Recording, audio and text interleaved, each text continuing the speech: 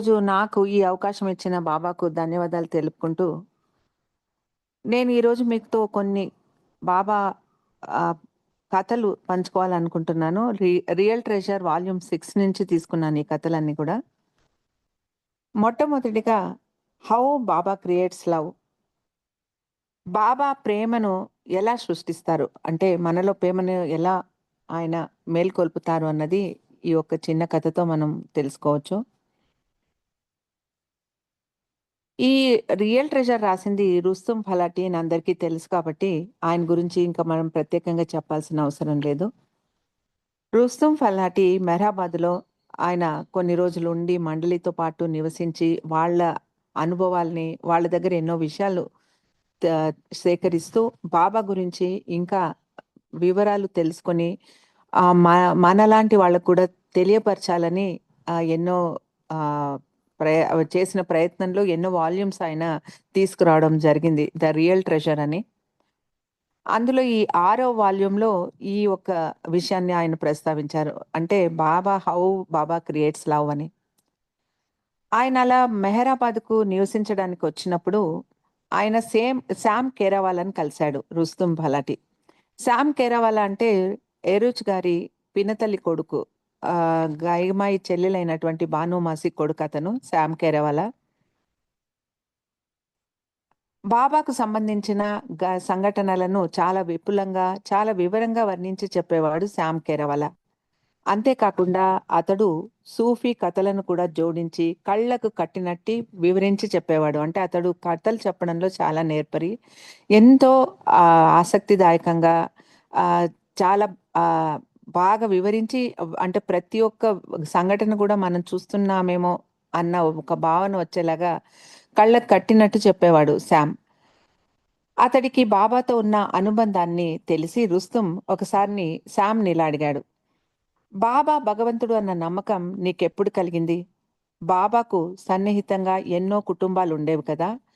వాళ్ళల్లో కొందరికి చాలా సంవత్సరాల తర్వాత, మరికొందరికి అసలు ఆ నమ్మకమే కలగలేదు. మరి నీ సంగతేమిటి? నీకు ఏ వయసులో బాబా మీద నమ్మకం కలిగింది? అని అడిగాడు. అప్పుడు శ్యామ్ కేరేవాల ఇలా చెప్పాడు. నేను బాబాకు సర్వార్పణమైన కుటుంబంలో జన్మించాను. అంటే నా తల్లిదండ్రులు నేను పుట్టక ముందు నుండి కూడా బాబాను భగవంతుడుగా నమ్మేవారు. నా చిన్నతనంలో నా తల్లిదండ్రులు బాబాను చూపించి మొక్కించేవారు. నా తల్లి, తండ్రుల మీద ఉన్నటువంటి పూర్తి విశ్వాసంతో వాళ్ళు చెప్పింది అంగీకరించి అలాగే చేసేవాడిని అన్నాడు శామ్. అంటే అతడికి ఇంకా ఆలోచించుకునే అవసరం కూడా లేదు. తల్లిదండ్రి బాబాను చూపించి బాబాయే భగవంతుడు, అతడికి దండం పెట్టుంటే ఇంకా మారు మాట్లాడకుండా తల్లిదండ్రుల పైన ఉన్నటువంటి ఆ నమ్మకంతో బాబాను కూడా అతను నమ్మడం జరిగింది. బాబా తన ప్రేమికులను బాగా పరీక్షలకు గురిచేసి, వాళ్ళ మనస్సులలో బాబా నిజంగా భగవంతుడేనా అన్న సంశయాన్ని కలిగించేవాడు అని మేము విన్నాము అన్నాడు ఆహ్, రుస్తుం ఫలాటి. నీకు కూడా అలాంటి అనుభవం ఏదైనా జరిగిందా అని శామ్‌ని అడిగాడు రుస్తుం. అంటే బాబా అప్పుడు బాబా దగ్గరికి వచ్చినటువంటి తన సన్నిహిత కుటుంబాల్లో సభ్యులను బాబా పరీక్షకు గురిచేసి, వాళ్ళు ఎంతవరకు బాబా భగవంతుడు అని నమ్ముతున్నారో పరీక్షించి చూసేవారు. నీకు కూడా అలాంటి అనుభవం ఏదైనా జరిగిందా అని రుస్తుం శామ్ కేరవాలని అడుగుతాడు.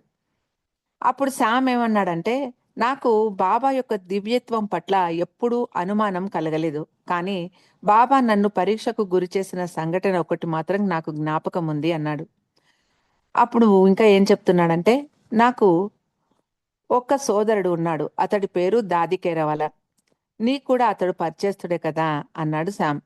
ఒకసారి మేమిద్దరం బాబా సహవాసంలో ఉన్నాం. బాబా నా వైపు చూస్తూ, శామ్, నువ్వు నన్ను ప్రేమిస్తున్నావు, కానీ నేను దాదీని ప్రేమిస్తున్నాను అన్నారు.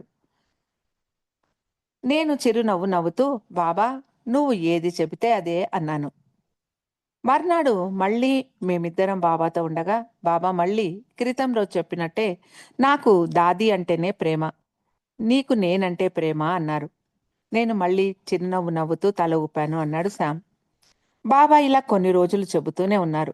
రాను రాను బాబాకు నా మీద ప్రేమ లేదు అన్న బెంగ పట్టుకుంది అన్నాడు శామ్. బాబాకు నాకన్నా దాది అంటేనే ప్రేమ అని బాధ కూడా కలిగేది. బాబా ప్రేమను పొందాలంటే నేనేం చెయ్యాలి? ఏం చేస్తే బాబా నన్ను కూడా ప్రేమిస్తారు అని ఆలోచించేవాడిని అన్నాడు శామ్. ఒకరోజు బాబా మళ్ళీ ఇదే ప్రస్తావన తెచ్చారు. మళ్ళీ ఇదే మాట చెబుతూ, నాకు దాది అంటే ప్రేమ అని ఇక అని చెప్పడంతో ఇక ధైర్యం కూడగట్టుకొని ధైర్యంగా శామ్ కేరావాల బాబాను నేరుగా అడిగేశాడు. బాబా, అలా ఎందుకు? నీకు దాది అంటేనే ప్రేమ. నేనంటే ఎందుకు ప్రేమ లేదు? నీ ప్రేమను పొందాలంటే నేనేం చెయ్యాలి? అని అడిగేశాడు. బాబా ఎంతో వాత్సల్యంతో నవ్వుతూ ఇలా అన్నారు. అది అలా కాదు శామ్. నీకు ఇప్పటికే నా మీద అపారమైన ప్రేమ ఉంది. కానీ దాదీకి నా మీద ప్రేమ లేదు. అందుకే నేను అతడిని ప్రేమిస్తాను. నా ప్రేమ అతడి హృదయంలో నా మీద ప్రేమను సృష్టిస్తుంది. నాకు అతడి మీద ఉన్న ప్రేమ కారణంగా ఏదో ఒకరోజు అతడు కూడా నువ్వు నన్ను ప్రేమిస్తున్నట్టు ప్రేమించగలుగుతాడు అన్నారు. బాబా మాటలు వింటూనే ఇన్ని రోజులు నేను అనుభవించిన వేదనంతా మటుమాయమైపోయింది. నాకు ఎంతో సంతోషం కలిగింది అన్నాడు శామ్ కెరవాల.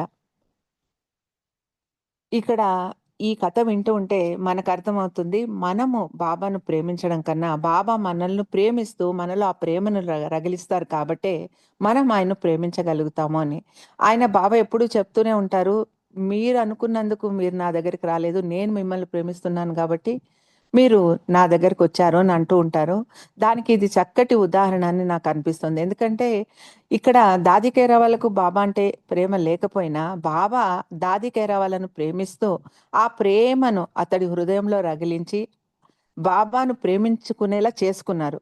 అంటే ఎంత వాత్సల్యం అతని బాబాకు మన మీద అన్నది ఇక్కడ అర్థమవుతుంది. మనం ఆయన్ను ప్రేమించకపోయినా కూడా, బాబాయే మనల్ని ప్రేమిస్తూ, ఆ ప్రేమను మనలో రగిలించి, మనకు బాబాను ప్రేమించే ఒక అదృష్టాన్ని కలిగిస్తారు అన్నది ఈ కథ ద్వారా మనకర్థమవుతుంది. ఇక ఇంకొక కథ ఏంటంటే,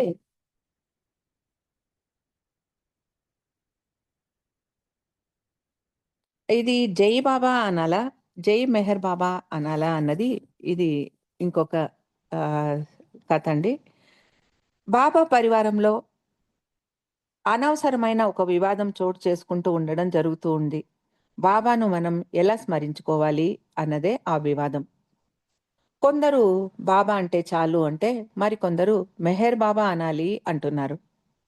ఇదే వివాదం బాబా ప్రేమికులు ఒకరిని ఒకరు పలకరించుకుంటూ ఉన్నప్పుడు కూడా తలెత్తుతోంది. కొందరేమో జై బాబా అని పిలిస్తే, కొందరు జై మెహర్ బాబా అని పలకరిస్తారు. ఏది సూక్తమైనది అన్న ప్రశ్న తలెత్తుతోంది. ఇదే ప్రశ్నకు మణి మండలి హాల్‌లో ఒకసారి జవాబిస్తూ మణిని ఎవరో అడిగారు. జై బాబా అనాలా? జై మెహర్ బాబా అనాలా అని. అప్పుడు మణి ఏమన్నారంటే, నీ హృదయం ఎలా పలకాలని చెబితే అలా పలుకు.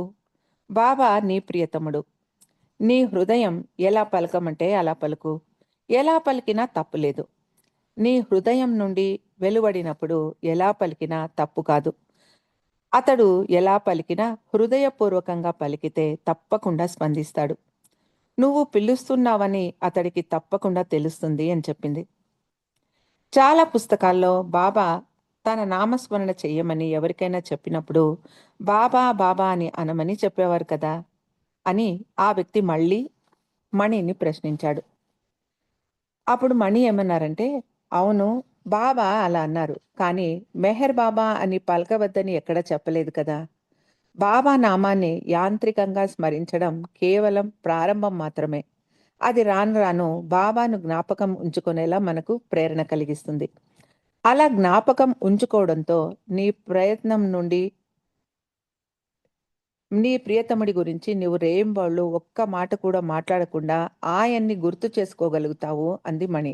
అంటే ఇలా మనం కాన్స్టెంట్‌గా ఆ బాబా నామాన్ని రిపీట్ చేసుకుంటూ ఉండడం వల్ల అది యాంత్రికంగా జరిగినా ఏదో ఒక కొన్ని రోజుల తర్వాత మనకు అప్రయత్నంగానే బాబా జ్ఞాపకానికొచ్చేలాగా అది మనకు ఉపయోగపడుతుంది అని మణి ఇక్కడ చెప్పింది. మళ్ళీ మణి ఇలా అంటున్నారు. బాబా మనల్ని బాబా బాబా అనమని మనకు చాలా సులభం చేసేశారు. మనకే కాదు కొత్త వారికి కూడా. అంటూ ఉదాహరణకు ఎవరైనా బాబా గురించి తెలియని కొత్తవారు ఉన్నారంటే, వారు ఇంకెవరో గురువును అనుసరిస్తూ ఉన్నారు అని అనుకుంటే, వాళ్లకు ఈ బాబా అన్న పదం కొత్తగా ఉండదు. ఎందుకంటే మన భారతదేశంలో గురువును బాబా అని పిలవడం సర్వసాధారణం. మణి ఏమంటున్నారంటే, మనం బాబా, బాబా అని పిలవడం ద్వారా అంటే బాబా మనకు బాబా, బాబా అని పిలవమని చెప్పి ఇంకా మనకే సులభం చేశారు. మనం ఎవరికైనా కొత్త వాళ్ళకి గూడా బాబా గురించి చెప్పినప్పుడు అదేదో కొత్త పదంలాగా వాళ్ళకనిపించదు. ఎందుకంటే సర్వసాధారణంగా భారతదేశంలో గురువును బాబా అని పిలవడం సర్వసాధారణం కాబట్టి, వాళ్ళు కూడా తొందరగానే కనెక్ట్ అయిపోతారు ఆ బాబా అన్న పదానికి అని ఇక్కడ మణి చెప్తున్నారు. అలా వాళ్ళు బాబా అని పిలవడం వాళ్ళకి కూడా ప్రయోజనం కలిగిస్తుంది. మన దేశంలో కొందరు పిల్లల్ని బాబా అని పిలుస్తారు. మరికొందరు తండ్రిని బాబా అని పిలుస్తారు. అది కూడా ఎంతో ప్రయోజనాన్ని కలిగిస్తుంది. అలా కరుణామయుడైన బాబా తన గురించి తెలియని ఆత్మలకు కూడా ఎంతో ప్రయోజనాన్ని కలిగించారు అని మణి ముగించారు. ఇంతలో ఎవరో మండలి హాల్లోకి ప్రవేశించి మణికి జై బాబా అని పలకరించారు. బాబా అప్పుడు మణి వెంటనే అప్రయత్నంగా బాబా కోడైజీ అంది. గుజరాతీ భాషలో కోడైజీ అంటే భగవంతుడు అని అర్థం. అక్కడున్న కొద్ది మంది గుజరాతీలకి మణి మాటలు అర్థమయ్యాయి. వాళ్ళు కూడా అలాగే పలికి ప్రతిస్పందించారు. అప్పుడు మణి ఇలా అన్నారు. నేను ఇలాగే అందరినీ పలకరిస్తాను. కుర్షద్ అందరినీ జై మెహర్ బాబా అని పలకరిస్తుంది. అది ఆమె అలవాటు. అలాగే మెహరాబాద్ కొండ మీద ఉంటున్న మన్సారి బాబా నిగేబన్ అని పలకరిస్తుంది. బాబా దృష్టి నీ మీద ఉండుగాక అని దాని అర్థం. అది ఎంత మంచి పలకరింపు కదా అంటారు మణి. అలాగే ఈ జై బాబా అని పలకరించడం మొదట పుకార్ ప్రారంభించాడు. అతడు బాబా దగ్గరికి వచ్చే వరకు శ్రీరాముణ్ణి ప్రేమించేవాడు. రామభక్తుడు రామభక్తులు ఒకరిని ఒకరు జై రామ్జీకి అని పలకరించుకోవడం రివాజు కదా. శ్రీరాముడే మళ్ళీ బాబాగా వచ్చాడు అన్న నమ్మకం పుకార్కు కలిగాక అతడు రామ్ నుండి జై బాబా అనడం ప్రారంభించాడు. ఎలా పిలవాలో అది నీకు నీ ప్రియతముడికి సంబంధించిన వ్యక్తిగత అభిప్రాయం. నీ హృదయానికి ఏది సూక్తం అనిపిస్తే అలా పిలువు. ఆ పిలుపులోని ఆర్ద్రత, తపన మాత్రమే బాబాకు ముఖ్యం అని మణి ముగించారు. ఇక్కడ ఇప్పుడు మనలో కూడా చాలా మందికి ఈ ఒక డౌట్ ఉన్నా కూడా ఈ మా మణి చెప్పినటువంటి వాక్యాలతో మనకెంతో ఒక క్లారిటీ వస్తుంది. ఎందుకంటే బాబాని ఎలా పిలుస్తున్నామన్నది ముఖ్యం కాదు. ఎవరిని మనం మనసులో ఊహించుకొని పిలుస్తున్నామన్నదే ముఖ్యం. అంటే ఇక్కడ మనం మెహర్ బాబానే సంబోధిస్తున్నాము. ఆయన రూపాన్నే మనం హృదయంలో నింపుకొని బాబా అని పిలిచినా ఆయన పలుకుతాడు. హృదయపూర్వకంగా ఆర్ద్రతతో పిలిస్తే జై బాబా అని పిలిచినా పలుకుతాడు, మెహర్ బాబా అని పిలిచినా పలుకుతాడు అంటూ ఇక్కడ ఒక్కొక్కరి అలవాట్లు ఇప్పుడు మన్సారి ఎలా పిలిచేవారు, ఆ తర్వాత కుర్షద్ ఎలా పిలిచేవారు అంటూ మణి కూడా తను ఎలా బాబాను పిలిచేది అని బాబా భగవంతుడు అని గుజరాతీ భాషలో మణి చెప్పినట్టు, జై మెహర్ బాబా అని కుర్షద్ చెప్పినట్టు, అలాగే బాబా నజర్ నీ మీద ఉండుగాక అని మన్సారి చెప్పినట్టు వాళ్ళ వాళ్ళ హృదయం లోతుల్లో నుండి ఆర్ద్రత నిండిన ఆ ఒక పిలుపు ఏదైనా కూడా బాబా ప్రతిస్పందిస్తారు అన్నది ఇక్కడ మనకు చాలా స్పష్టంగా అర్థమవుతుంది. ఇంకొకటి ఏంటంటే ఇప్పుడు నెక్స్ట్ కథ ఎస్టాబ్లిషింగ్ ద ఇన్నర్ లింక్. ఆంతరిక సంబంధం అలవర్చుకోవాలి. ఇదేంటో తెలుసుకుందాం. ఈ సంఘటన బాబా మాట్లాడుతూ ఉన్న రోజుల్లో జరిగింది. ఒకసారి బాబా క్వెట్టాకు వెళ్ళినప్పుడు డాక్టర్ గోహెర్ తండ్రి అయినటువంటి రూసీ పాప్ ఇంట్లో ఉన్నారు. రూసీ పాప్ మంచి వ్యాపారవేత్త. అతడికి ఒక పెద్ద హోటల్ ఉండేది క్వెట్టాలో. అలాగే ఒక పెద్ద బంగ్లా కూడా ఉండేది. అప్పుడు బాబాతో వెళ్ళినటువంటి పరివారం అంతా కూడా ఆ పెద్ద ఇంట్లో రూసీ పాప్ ఇంట్లోనే ఉండేవారు. ఆ రోజుల్లో టెలిఫోన్ సదుపాయం ఇంకా నెలకొనలేదు కానీ రూసీ పాప్ ఇంట్లో ఒక గది నుండి ఇంకొక గదికి మాట్లాడుకునేలా ఇంటర్కమ్ సదుపాయం ఉండేది. అది అచ్చు టెలిఫోన్ లాగే ఉంటుంది. అంటే ఇప్పుడు మేడ మీద ఉన్నవాళ్ళు కింద గదిలో ఉన్న వాళ్ళని మాట్లాడాలన్నా, కింద ఉన్నవాళ్ళు పైన మాట్లాడాలన్నా కూడా ఇంటర్కమ్ అంటే ఇంటి లోపల మాత్రం ఒకరిని ఒకరు పలకరించుకునేలా ఆ ఒక టెలిఫోన్ ఇన్స్ట్రుమెంట్స్ పెట్టేవారు. అప్పుడు బయట దూరంగా ఉన్న వాళ్ళని పలకరించడానికి అంత టెక్నాలజీ అప్పటికి ఇంకా అది అందుబాటులోకి రాలేదు కాబట్టి ఇంత మాత్రమే ఇంట్లో ఒకరిని ఒకరిని పలకరించుకోవడానికి ఇంటర్కమ్ మాత్రం ఉండేది. ఆ రోజుల్లో. ఆ సదుపాయాన్ని రూసిపాప్ తన ఇంట్లో కూడా పెట్టుకోవడం జరిగింది. ఒకరోజు బాబా ఆది సీనియర్ తల్లి అయిన గుల్మాయి గదిలోని ఫోన్ మోగేలాగా రింగ్ చేశారు. అప్పుడు గుల్మాయి మేడపైన గదిలో కింద గదిలో ఉంది. బాబా మేడపైన ఉన్నారు. అప్పుడు బాబా తన గదిలో నుండి గుల్మాయి గదిలో ఫోన్ రింగ్ అయ్యేలాగా బెల్ మోగించారు. అప్పుడు గుల్మాయి ఫోన్ రిసీవర్ ఎత్తింది. అప్పుడు బాబా నీకు వినపడుతోందా అని అడిగారు. ఎందుకంటే బాబా అప్పటికి ఇంకా మాట్లాడుతూ ఉన్నారు కాబట్టి ఫోన్లో అడిగారు. నీకు వినపడుతోందా అని. అప్పుడు గుల్మాయి అవును బాబా వినపడుతోంది అని చెప్పింది. మరి నేను కనపడుతున్నానా అని అడిగారు బాబా మళ్ళీ. లేదు బాబా నేను నిన్ను చూడలేను కానీ నీ మాట వినగలుగుతున్నాను అని చెప్పింది గుల్మాయి. అప్పుడు బాబా ఇలా అన్నారు. నీవు నన్ను చూడలేకపోయినా నా మాటలు వినగలుగుతున్నావు. ఎందుకంటే నీవు నాతో సంపర్కం ఏర్పరచుకున్నావు ఈ టెలిఫోన్ లైన్ ద్వారా. అలాగే నువ్వు నా నుండి ఎంత దూరంగా ఉన్నా కూడా ఆధ్యాత్మికమైనటువంటి ఆ సంపర్కం ఏర్పరచుకుంటే అంటే నన్ను స్మరించుకోవడం, నన్ను గుర్తించుకోవడం ద్వారా ఆ సంపర్కాన్ని గనక నువ్వు ఏర్పరచుకుంటే నీ హృదయంలో నా స్వరాన్ని ఆలకించగలుగుతావు అన్నారు. మణి ఇదంతా ఆ మండలి హాల్‌లో ఉన్న బాబా ప్రేమికులతో చెప్తూ ఇలా అంటుంది. ఇంకా ఇలా అంటున్నారు మణి. బాహ్యంగా మాట్లాడటానికి టెలిఫోన్ సంపర్కం ఎంత ఉపయోగపడుతుందో, అలాగే ఆంతరికంగా సంపర్కం ఏర్పరచుకోవడానికి మనం ప్రయత్నించాలి. అప్పుడు బాబాతో మాట్లాడగలం, బాబా చెప్పేది వినగలం. బాబా మన మధ్య లేకపోయినా ఇది సాధ్యపడుతుంది అని ముగించారు మణి. అంటే ఇక్కడ మనకేం అర్థమవుతుందంటే, ఇప్పుడు బాబా మనతో భౌతికంగా లేకపోయినా కూడా, బాబాతో ఒక కాంటాక్ట్‌ను మనం ఎలా అలవరుచుకోవాలి అన్నది బాబా ఇక్కడ ఒక ప్రాక్టికల్‌గా చేసి చూపించారు. అంటే ఇప్పుడు ఒకరినొకరు చూసుకోకపోయినా గుల్మాయి, బాబా ఒకరితో ఒకరు మాట్లాడుకోవడం జరిగింది. ఎందుకంటే అక్కడ ఆ టెలిఫోన్ వైర్ అన్న ఒక కనెక్షన్ వాళ్ళిద్దరి మధ్యలో ఉంది కాబట్టి. అలాగే ఇప్పుడు బాబా భౌతికంగా లేకపోయినా, బాబాతో సంపర్కం మనం గనక ఆహ్, ఎల్లప్పుడూ ఏర్పరుచుకోగలిగితే, ఆయన మన కళ్ళకు కనపడకపోయినా, ఆ ఒక కనెక్షన్ అన్నది మనం ఎప్పుడు కూడా అది మనకు ఉపయోగపడుతుంది. బాబాతో కాంటాక్ట్‌లోకి రావడానికి. అంటే ఈ కనెక్షన్ ఎలా? ఇప్పుడేదో టెలిఫోన్‌కైతే వైర్ ఉంది కాబట్టి ఆ కనెక్షన్ దొరికింది. అయితే ఇక్కడ బాబా భౌతికంగా లేరు కాబట్టి ఆయనతో ఎలా సంపర్కం ఏర్పరచుకోవాలి అంటే ఇక్కడ మణి చెప్తున్నారు. బాబా నామస్మరణ, బాబా గురించి స్మరించుకోవడం, బాబా గురించి వివరాలన్నీ పుస్తకాల రూపంలో చదువుకోవడం, అలాగే బాబా ఫిలిమ్స్ చూడడం, ఇలా బాబా గురించి ఒక నిరంతరం ఒక తపనను గనుక మనం ఏర్పరచుకుంటే, ఈ యొక్క స్మరణ ద్వారా, ఈ యొక్క గుర్తుంచుకోవడం ద్వారా ఎప్పుడూ కూడా ఆ సంపర్కం అన్నది అది ఏర్పరచుకోవడానికి వీలవుతుంది. అప్పుడు బాబా మనతో ఏం చెప్పాలనుకుంటున్నారో మన హృదయాంతరాళాల్లో ఆ ధ్వని మనకు వినబడుతుంది. అప్పుడు మనం దాన్ని గ్రహించగలుగుతాము అంటూ ఇక్కడ మణి బాబా ఇచ్చినటువంటి ఆ ఒక్క చక్కటి ఉదాహరణతో మనకిక్కడ వివరించారు. ఇంకా ఇంకొక చిన్న కథ చెప్పి మనం ముగించుకుందాం. Everything originates from Krishna. ఇది కృష్ణుడికి సంబంధించిన కథ. ఇది కూడా మనకు ఆహ్, రియల్ ట్రెజర్‌లో ఉంది కాబట్టి ఈ ఈ చిన్న ఒక ఉదంతాన్ని కూడా మనం స్మరించుకుందాం. సమస్తము కృష్ణుడి నుండే ఉద్భవించింది. దీని అర్థం. మోక్షానికి అతి సులువైన మార్గం నన్ను స్మరించడం అన్నాడు శ్రీకృష్ణుడు. ఈ విషయం మీద అర్జునుడికి ఒక సందేహం కలిగింది. ఆ విషయం కృష్ణుడితో నేరుగా అడిగేశాడు అర్జునుడు. కృష్ణ, వేదాలు ముక్తికి మార్గం వేరుగా చెబుతూ ఉన్నాయి.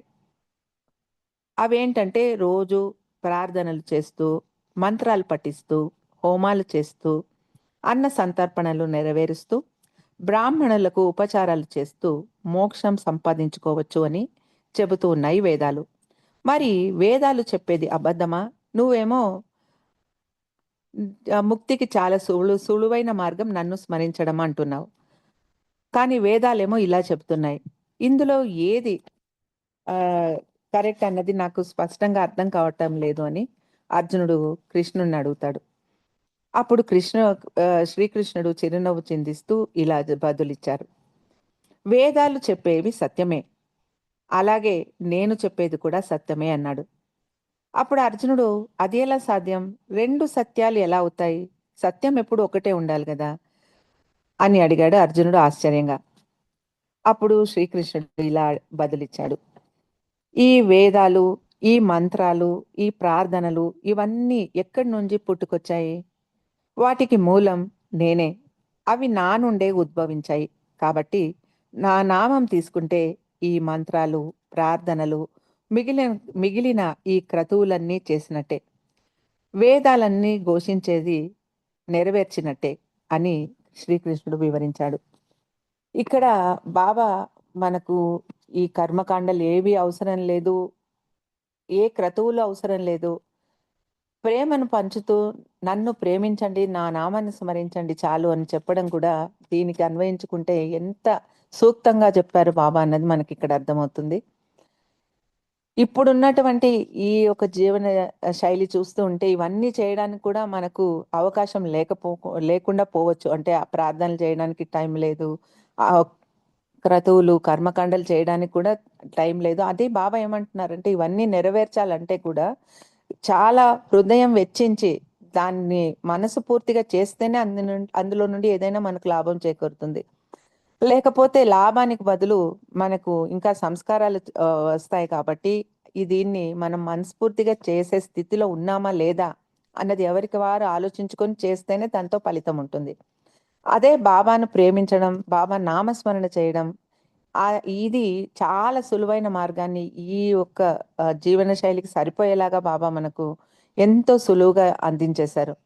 ఆ నామం అన్నది ఎంత సులభంగా మనం దాన్ని అలవాటు చేసేసుకుంటే, ఇప్పుడు 'ఆదిక ఇరాని' గారు ఒక కథలో ఈ ఒక వాల్యూమ్‌లోనే చెప్తారు ఆ కథ కూడా. బా ఏదైనా సరే ఒక అలవాటు అది అలవాటయిపోయిందంటే మనకు తెలియకుండా మనం వద్దనుకున్నా గూడా అది అప్రయత్నంగా వచ్చేస్తుంది. ఆ అలవాటు అది దాన్నే అలవాటంటాం. అంటే మనం తెలిసి చేస్తున్నది కాదు. అది తెలియకుండా గూడా అది అదంతకదే జరిగిపోతూ ఉంటుంది ఆ పని. అంటే అది అలా చేయడాన్ని మనం అలవాటంటాం. అది అందరికీ తెలుసు. ఏదో కొంతమందికి ఒక్కొక్కరికి ఒక్కొక్క అలవాటుంటుంది. అట్లే ఈ బాబా నామాన్ని ఒక అలవాటుగా చేసేసుకుంటే, దాన్ని మించినటువంటి ప్రయోజనం మనకు జీవితంలో ఇంకొకటి లేదు అంటారు 'ఆదిక ఇరాని' గారు. అలా బాబాను స్మరించడం కూడా ఒక అలవాటు చేసుకుంటే ఏదైనా అలవాటు చూడండి ఒకసారి అలవాటయిపోయిందంటే, మనం దాన్ని వద్దని మానేద్దామన్నా కూడా అది మనకు తెలియకుండా జరిగిపోతూ ఉంటుంది. అది ఒక బంకలాగా పట్టుకుంటుంది. వద్దని మానేయాలని అనుకున్నా కూడా మనకు తెలియకుండానే అప్రయత్నంగా జరిగిపోతుంటుంది. అట్లా బాబా నామాన్ని కూడా మనం ఒక అలవాట్లుగా మార్చేసుకుంటే మనకెంతో ప్రయోజనం కలుగుతుంది అంటూ ఆదిక ఇరాని గారు ఈ ఒక వాల్యూమ్‌లోనే ఇంకొక కథలో కూడా చెప్పడం జరుగుతుంది. అలా ఎంత బాబా కోరుకునేది ఇదే. ప్రతి ఒక్కరిలో కూడా భగవంతుడిని చూడండి. ప్రే భగవంతుడిని ప్రేమించండి. అలాగే నన్ను నా నామాన్ని ప్రేమిస్తూ, ఆ నామాన్ని స్మరించండి. ఇదే బాబా చెప్తున్నారు. అదే అదే కాకుండా బాబా చెప్పేది నిస్వార్థమైనటువంటి సేవ ద్వారా కూడా మీరు భగవంతుడిని పొందగలరు అని చెప్పి బాబా చెప్పడం జరిగింది. అలాగే ఈ నిస్వార్థ సేవ అంటే ఏమిటో ఒక చిన్న కథ ద్వారా బాబా చెప్పినటువంటి కథ ఇది రుచి గారు కూడా ప్రస్తావించారు. ఇది ఇంకొక పుస్తకంలో ఉంది. ఇది గుర్తొచ్చింది కాబట్టి ఇంకా టైం ఉంది. మీతో క్లుప్తంగా అది పంచుకుంటాను. ఒకసారి ఒక ఊర్లో చాలా కరువు కాటకం ఆహ్, ఆహ్, లే వాళ్ళు ఆహ్, అనుభవించడం జరుగుతుంది. అంటే చాలా ఏళ్లుగా వర్షాలు పడకపోవడంతో ఆహ్, ఉన్న ఒక పంటలన్నీ ఎండిపోవడం, పశువులకు గ్రాసం దొరకకుండా బాధపడడం, చాలా కష్టాలు పడుతూ ఉంటారు. దీనికి ఏదైనా ఒక పరిష్కారం దీనికి వెతకాలి అంటూ ఆ ఊర్లో ఉన్న వాళ్ళంతా మాట్లాడుకొని అక్కడ ఆ ఊర్లో ఉన్న ఒక గురువు దగ్గరికొచ్చి అడుగుతారు. అప్పుడు ఆ గురువు ఏం చెప్తారంటే దీనికి దేవుని భగవంతుని ప్రార్థించండి వర్షాలు పడతాయి అని చెప్పి వీళ్ళని చెప్పి సముదాయించి పంపిస్తారు. వీళ్ళు వెళ్లి ఎన్ని ప్రార్థనలు చేసినా కూడా వర్షాలు పడటం లేదు. మళ్ళీ వచ్చి మొరపెట్టుకుంటారు గురువుగారి దగ్గర. అప్పుడు గురువుగారు ఏమంటారంటే, అయితే ఇంకొక ఉపాయం ఉంది దీనికి. ఇక్కడ దగ్గరలోనే ఒక గ్రామం ఉంది. అక్కడికెళ్ళి అక్కడ ఒక ఆమె ఉంటుంది. ఆమెను మీరు గనుక వేడుకుంటే, ఆమె గనుక భగవంతుని ప్రార్థిస్తే, అప్పుడు వర్షాలు తప్పకుండా పడతాయి. కాబట్టి మీరెళ్లి ఆమెను ఒప్పించి ఆ వర్షాలు పడేలాగా ఆమెను ప్రార్థన చేయమని అడగండి అని చెప్తారు. అయితే వీళ్ళు వెంటనే చెప్పండి ఆమె ఎవరో ఏమో ఇప్పుడే వెళ్ళి అడుగుతాము. మాకిప్పుడు చాలా ముఖ్యం ఆ వర్షం పడటం లేకపోతే ఇక్కడ ప పశువులన్నీ చనిపోతాయి. మనుషులు గూడా నీళ్లు లేకుండా అలమటిస్తున్నారు. తిండి లేకుండా మేము బాధపడుతున్నాము. దయచేసి చెప్పండి అంటే అప్పుడు గురువుగారు ఒక స్త్రీ పేరు చెప్తారు. అది వీళ్ళు గుర్తుపెట్టుకొని ఆ పల్లికి పక్కనున్న గ్రామానికి అదే గురువుగారు చెప్పిన గ్రామానికెళ్ళి అక్కడ విచారిస్తే ఈమె ఎక్కడుంటుందంటే వాళ్ళు ఆశ్చర్యపోతారు. ఈమె మీకెందుకు? ఈమె గురించి వెతుక్కుంటూ వచ్చారు. మీకేం పని ఈమెతోను? అప్పుడు ఇట్లా మా ఊర్లో చాలా ఆహ్, ఈ వర్షాలు లేకుండా మేము బాధలు అనుభవిస్తున్నాము. ఈమె గనుక ప్రార్థన చేస్తే భగవంతుడు తప్పకుండా వర్షాలు కురిపిస్తాడని మా గురువుగారు చెప్పారు అని వీళ్ళు చెప్పడంతో వాళ్ళు ఆశ్చర్యపోతారు. ఈమె బ ప్రార్థన చేస్తే వర్షాలొస్తాయి. అదెలా సాధ్యమవుతుంది? ఈమె ఒక వేశ్య అని చెప్తారు. అప్పుడు వీళ్ళకి వచ్చిన వాళ్ళకి గూడా అనుమానం వస్తుంది. ఏంటి గురుగారు ఇలాంటి ఈమె పేరు చెప్పారు గదా! ఇది నిజంగా జరుగుతుందా అంటూ, ఏమైతే అయిందిలే వెళ్లి అడుగుదాము అని చెప్పి ఆమె దగ్గరికెళ్లి అడుగుతారు. ఆమె చాలా ఆశ్చర్యపోతుంది. మా సామాన్య జీవితాన్ని గడుపుతున్న దాన్ని నేను ప్రార్థన చేస్తే భగవంతుడు నా మొర ఎలా ఆలకిస్తాడు? అసలు వర్షాలెలా పడతాయి? మీ గురువుగారు ఏదో తమాషా చేసి పంపించినట్టున్నారు. ఇది జరిగే పని కాదు అంటే వీళ్ళు వేడుకుంటారు.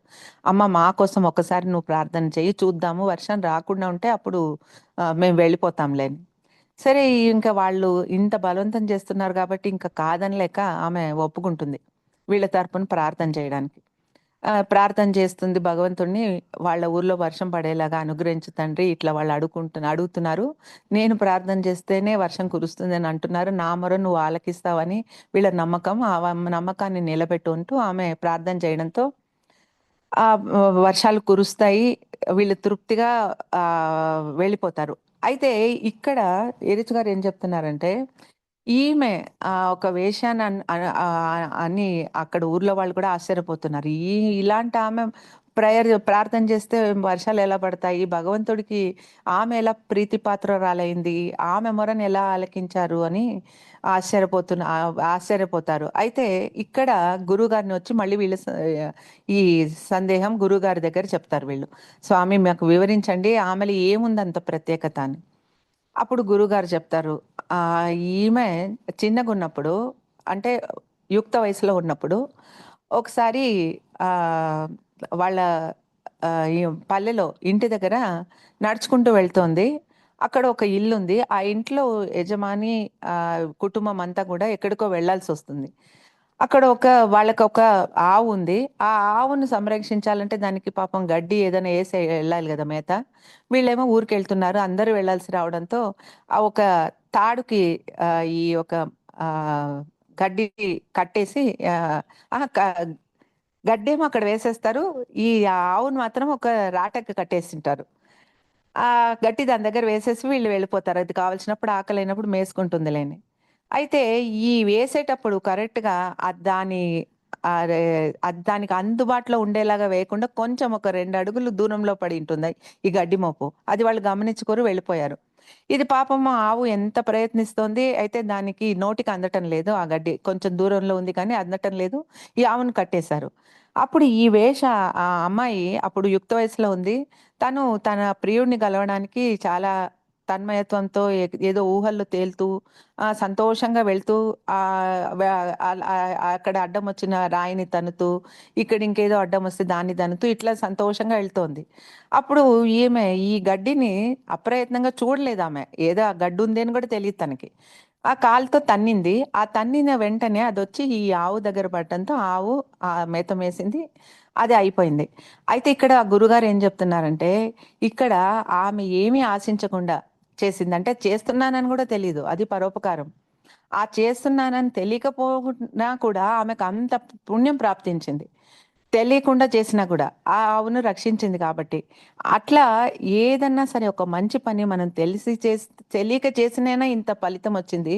కాబట్టి ఇది ఆ టైంలో ఆమె చేసినటువంటి ఆ ఒక చిన్న పుణ్యకార్యం వల్ల ఆమెకు అంత పుణ్యం ప్రాప్తించింది కాబట్టి ఆమె నిస్వార్థంగా చేసింది. ఆమెకులో ఎక్కడ స్వార్థం లేదు. కాబట్టి ఆ నిస్వార్థం అన్నది ఆమెకు పుణ్య రూపంలో ఆమె అకౌంట్లో ఉంది కాబట్టి ఆమె పరుల కోసం మళ్ళీ ఈ వర్షం కురిపించమని అడగటంతో భగవంతుడు ఆమెకు ఒక అవకాశాన్ని కల్పించి ఆమె ఒక ప్రార్థనను మన్నించాడు అని వివరించడంతో వాళ్ళకు తెలుస్తుంది. అంటే నిస్వార్థ సేవ ఎంత ఉపయోగపడుతుంది అన్నది ఈ ఒక చిన్న కథ ద్వారా ఎరుచ్ గారు వివరించారు. ఇది కూడా మీతో పంచుకున్నందుకు టైం దొరికింది కాబట్టి పంచుకున్నాను. అవతార్ మెహర్ బాబాకి జై. అందరికీ జై బాబా అండి. నర్మద గారు జై బాబా, చక్కటి విషయాలు చెప్పారండి మీరు. జై బాబా నర్మద గారు. జై బాబా అండి, అందరికీ జై బాబా. జై బాబా నర్మద్ గారు. చాలా ఈ బుక్ మాత్రం సత్యసంపద రియల్ ట్రెజర్ వాల్యూమ్స్ హరిశ్వం ఫలాకి రాసినటువంటివి. మంచి మంచి ఇన్సిడెంట్స్ అంటే బాబాతో మళ్ళీ వాళ్ళకి అంతా మనందరం ఆయన అది చెప్తున్నారు అనమాట. మనందరి జీవితాలు ఒకేలాగా ప్రయాణం చేస్తున్నాయి. అందరం కూడా సంస్కారాలతోనే ఎదుర్కొంటూ ఒకే రకంగా జీవిస్తున్నాము. కాబట్టి అందరికీ ఉపయోగపడాలి ఇది అనే ఉద్దేశంతో ఆయన రకరకాల మండలి సభ్యుల నుంచి ఈ బాబాతో ఉండేటువంటి ఆ రిలేషన్స్ అవి కూడా సేకరించి పుస్తకాన్ని కొన్ని వాల్యూమ్స్ గా రాశారు. వాటిని తెలుగు అనువాదం కూడా గౌరీ కుమార్ గారు రాస్తున్నారు. చాలా మంచి విషయాలు ఉన్నాయి, మంచి మంచి ఇన్సిడెంట్స్ ఉన్నాయి. ఒక్కొక్క ఇన్సిడెంట్ తో ఒక్కొక్క సేయింగ్ ఉన్నది. అది చదివితే అందరూ కూడా మంచి ఉపయోగపడుతుంది. వీటిలో కొన్ని విషయాలు మాకు ఈరోజు షేర్ చేసినందుకు మీకు జై బాబా. బాబా వారి కామాశిస్సులు ఎప్పుడు ఉండాలని కోరుకుంటున్నాను. జై బాబా అండి. ఇప్పుడు మళ్ళీ మనం సంకీర్తనలో పెడతాము. శర్మ గారు ఒక సంకీర్తన చేస్తారు, తర్వాత నాగమణి గారు రెడీగా ఉండండి. చిన్న చిన్నవి చేస్తే ఎక్కువ మంది ఉన్నాము, అందరం పాడుకోవచ్చు. అవతార్ మెహర్ బాబా కి అవతార్ మెహర్ బాబా కి ఆడకెళ్ళిన కానీ ఆడనే నీడల్